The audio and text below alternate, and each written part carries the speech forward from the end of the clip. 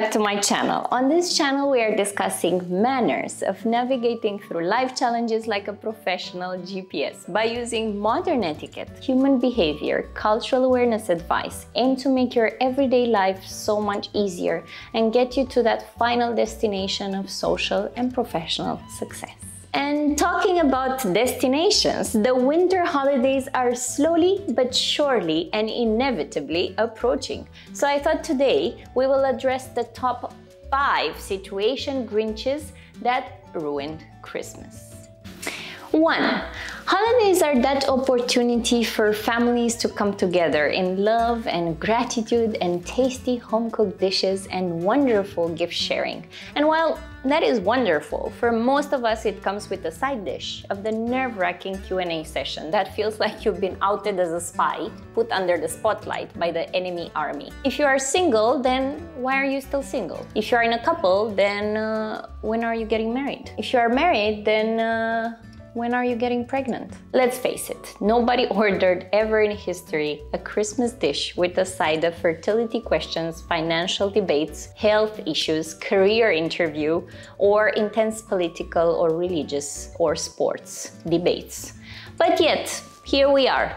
What do we do? First of all, guys, it's important to remember that the main reason why your family is asking you all this stuff is mainly because in their mind, this would make you happier? Because this is how society built our mindset towards certain expectations, which in some cultures are even more enforced than in others. So maybe start from that idea of gratitude in mind. The fact that you do have a family and people to ask you these things is already something to be so grateful for. So instead of being frustrated, show that gratitude and say, you know what? I'm in a really happy place right now in my life. Thank you so much for caring about me. As soon as the situation will change, and I have some news on that, I will come right back to sharing it with you. And then just change the subject. The reality is that most of our conversation fails, not because of what we say, but because of how we say it. People can definitely sense other people's energy, so make sure you actually respond and not react to a question. Always answer from a place of gratitude. Don't let your mood dictate your manners. 2.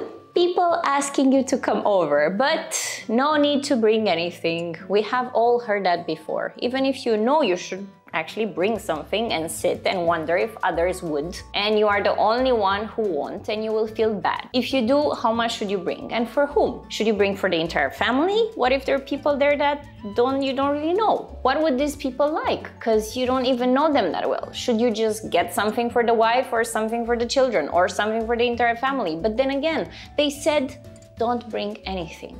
Yes, I know, it's tough. Sooner or later, you start questioning your entire existence and wonder if it's worth the tension. So maybe you should just stay at home. It was just so much easier if people would register for their Christmas gifts, so you wouldn't have to go through all this stress. And plus, there's never such thing as no need to bring anything. So what do? Well, first of all, relax. Oscar Wilde once said, the only real gift is a portion of yourself. The truth is, the #1 mistake people make during the holidays in general when it comes to gifts is that they try to answer this unanswerable question.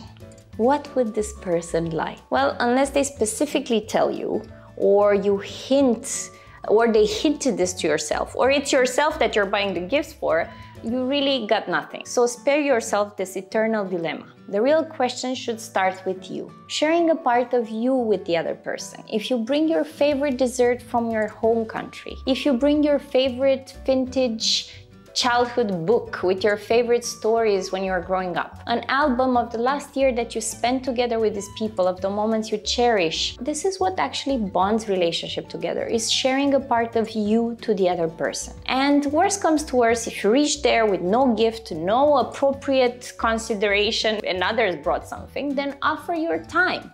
Offer to help with the party, and maybe send after the party some nice handwritten note with some flowers. Truth be told, just as a side note, Never bring flowers as a bouquet to the hostess and give her something extra to worry about. Always bring stuff in a vase or send them prior or after the party in an already organized arrangement. If this doesn't happen, be that guest that offers to assist the hostess with small things like this. Now, if you do bring gifts, you don't need to bring a gift for people outside the immediate host family that you may not even know. You only need to bring a gift for the host, hostess, and their children. So either something for the whole family, or one thing for the adults and one thing for the children, especially if they're close in age, or individual gifts for each if you are feeling extra generous. 3. Now, let's say you got a gift. Wonderful. Now what? You open it up in front of them or not?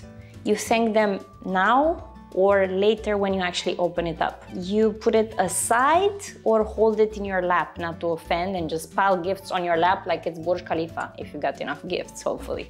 If you got, what if you don't like the gift? What if you open it and they see your expression of dislike or confusion and you couldn't help it? Who thought gifts would come with so many challenges?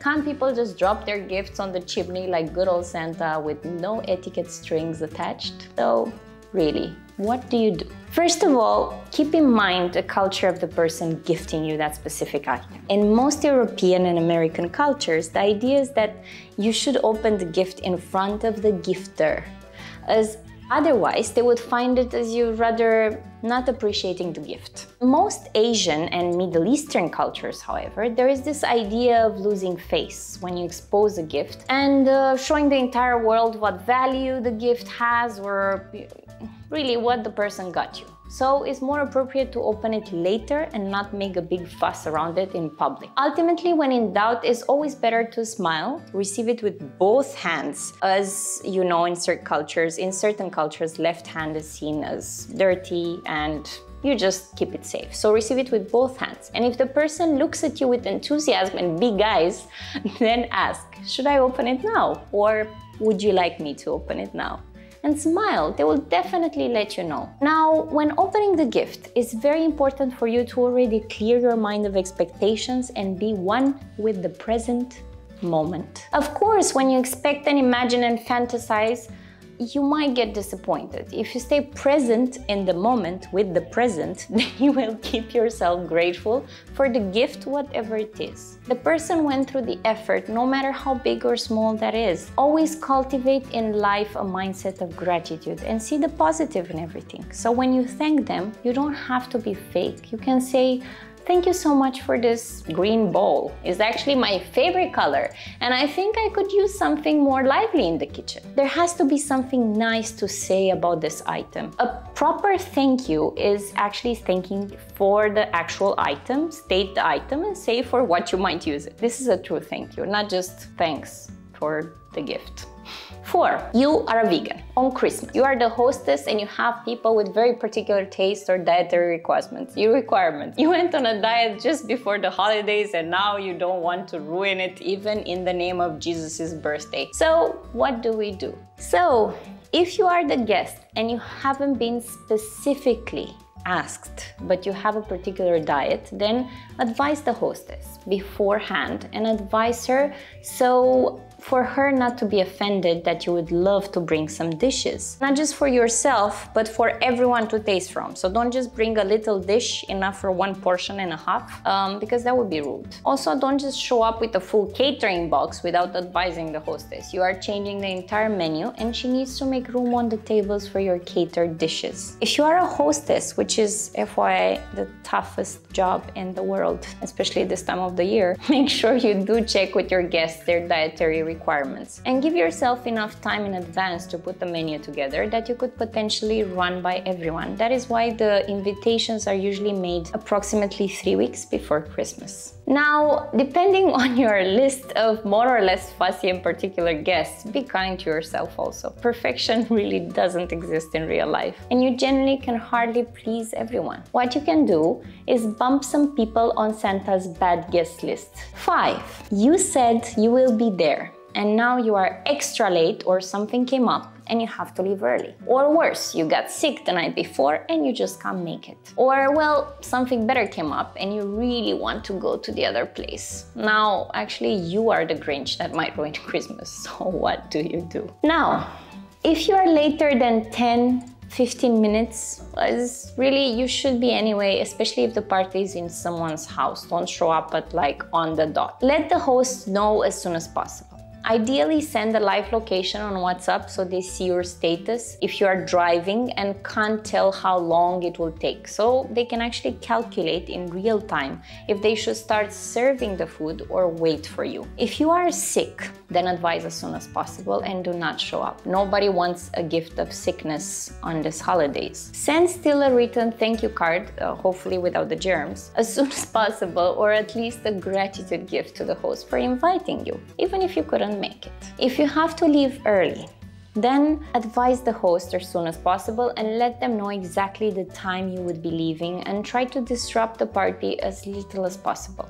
It's always good to set some realistic expectations of your departure time with your host, especially if you are that couple with children or early wake-up calls or people that generally, like myself, want to leave early. So just try to disrupt the party as much as possible and advise people in advance. If something better came up last minute, then sorry, but you need to ask yourself really how much respect is there to your own word given, as well as in accepting a last minute invitation versus one where you are obviously really important or enough important to be invited in time to. Be considerate and be respectful of yourself and your time. If you set your price low in society, rest assured nobody will raise it. So that was it for now. If you have any further situations, challenges during these holidays or for the next year, any questions, any suggestions or feedback, please do leave a comment below or reach out on any of my other social media channels. You can find me on Instagram, TikTok, Facebook, and on my website under The School of Manners and theschoolofmanners.com. If you enjoyed this channel, I suggest you subscribe